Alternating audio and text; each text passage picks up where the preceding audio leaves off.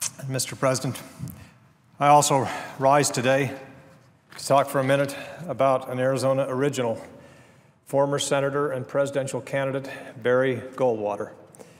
Senator Goldwater was no stranger to this Senate floor, having served 5 terms in this body and having been his party's presidential nominee in 1964. By the end of his time here, Goldwater was an elder statesman, the go-to guy on national security, having chaired the Armed Services and Intelligence Committees and having reorganized the Pentagon structure with the Goldwater-Nichols Act. He was also respected for his unapologetic fiscal conservatism. Goldwater was probably best known for his staunch defense of personal liberty and for reviving and redefining what it means to be conservative.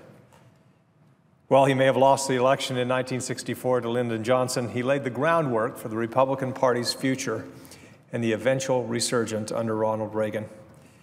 As columnist George Will noted, it took 16 years to count the votes from 1964, and Goldwater won.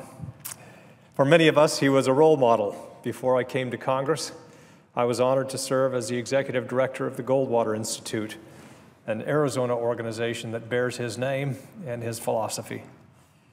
Born before Arizona was even a state, Goldwater, like so many great men, he honed his passionate interest in the non-political world around him. He was an avid and published photographer. In fact, Goldwater's estate contains some 15,000 photographs, many of them of Arizona landscapes and the people he loved so much. He also occasionally took his camera to social events, once even snapping President Kennedy at the White House. Kennedy inscribed the photo, "For Barry Goldwater, whom I urge to follow the career for which he has shown such talent, photography." But in addition to being a conservative warrior, Goldwater was an actual warrior, having flown supply missions over the hump in World War II and retiring as a major general in the U.S. Air Force Reserve. He believed in peace through strength. Barry Goldwater was plain-spoken. He was stubborn. He was patriotic. He was independent. In short, he embodied the very spirit of Arizona. And tomorrow, at long last, Barry Goldwater will be honored with a statue here on Capitol Hill, representing his beloved Arizona.